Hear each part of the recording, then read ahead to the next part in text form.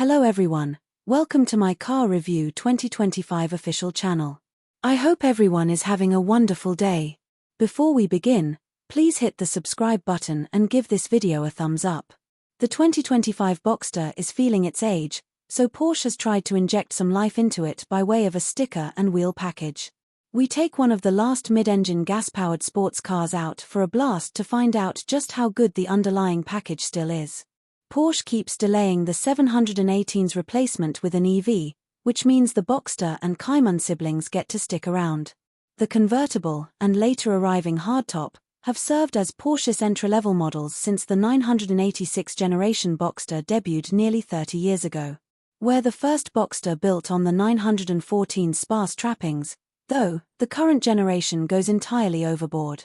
All the way at the top of the lineup, a Spider RS can easily eclipse $200,000 thanks to an outrageous GT3 engine shared with the top-spec 911. By comparison, the base Boxster almost seems like a steal. The base model is not exactly cheap, nearly doubling a Miata's MSRP. And Porsche's delayed plan to phase out the model translates to an undeniably outdated interior. But the build quality, spectacular steering and suspension, and glorious stick shift and clutch pedal all coalesce to create nearly the perfect lightweight sports car. In short, the Boxster survives for at least one more model year, which should be welcome news to Porsche fans. The base model's affordable price tag and mid-engine performance still combine in stunning fashion. But the style edition's unfortunate aesthetics and inflated pricing especially bring to mind the unimpeachable GTS 4.0 trim. I recently tested the new style edition, a questionable addition to the Boxster lineup.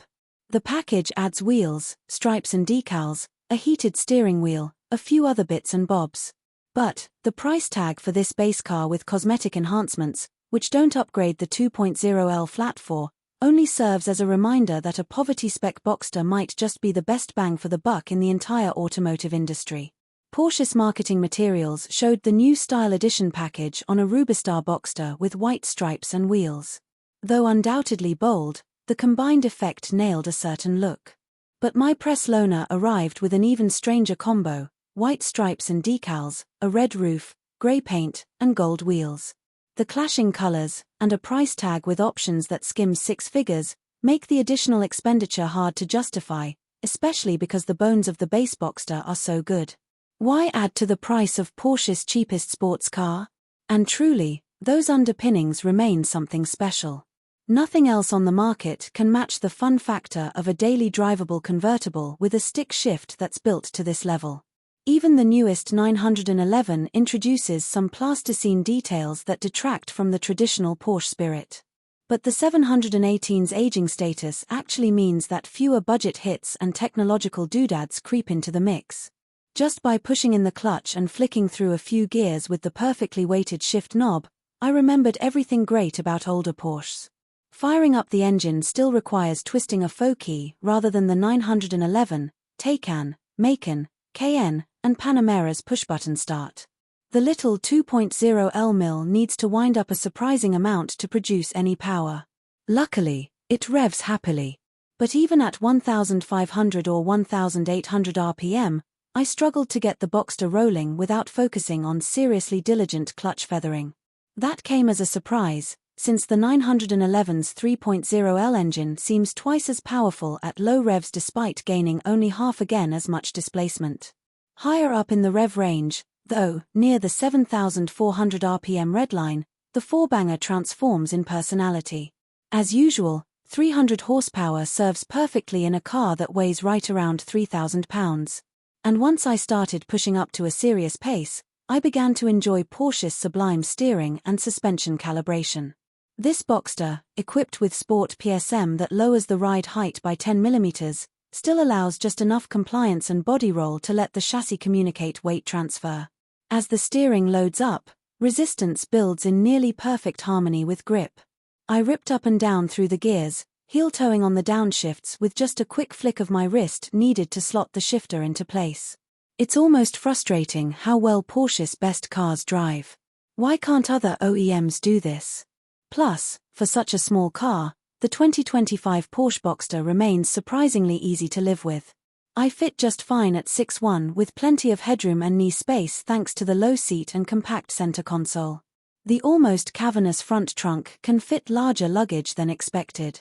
The rear can, too, though the contents will warm up due to the engine's proximity.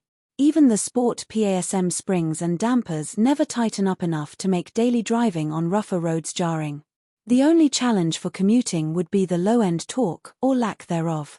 More than a few times when I tried to sneak away from traffic at stoplights, I dumped the clutch while revved up to over 2,000 RPM and promptly stalled. For Boxster buyers who actually plan to drive this sports car daily, maybe the PDK automatic makes more sense. Rarely do I advocate for automatics over manuals, but luckily, Porsche also builds the best dual-clutch transmissions in the business. Then again, this year Porsche offers the lowest number of manual 911 variants in decades, which only makes a stick-shift Boxster even more appealing. And the spectacular sensation of connection between driver and machine in this throwback of a lightweight mid-engine sports car truly deserves a clutch pedal. No wonder the Boxster helped to save Porsche all those years ago. Arguably, it's only gotten even better since. Forget the fact that an outdated interior and tech package, including only wired Apple CarPlay via a USB-A plug, make the Boxster seem dated. The whole point of driving a quintessential sports car like this is to enjoy the driving experience. So lay the top back, rev the engine up high, and start sprinting through canyons in pure joy. Sticking high in the rev range quickly becomes the name of the base Boxster game, though. Maybe the 2025 Porsche Boxster SS 2.5L Flat 4 works better, akin to a Subaru WRX versus an STI. Alternatively, use a cob tune for the 2.0L with an exhaust system to amp up the liftoff burble and bang. Better yet, spec a base Boxster as absolutely cheap as possible, and just learn to live with the engine by focusing on the suspension and steering instead. But I'd argue to skip the Style Edition, or even a lower spec S. Both start to tally up right near a GTS 4.0's price tag. And in reality, even if it means stretching the budget a bit, the GTS 4.0's incredible character definitely deserves the extra money. Either way, the time is now to grab one of the greatest internal combustion sports cars ever, before the inevitable transition to electrification claims yet another victim. So what do you guys think about this update? Let me know in the comments below. And if you like my videos, please press like and subscribe for more. I'll see you guys next time.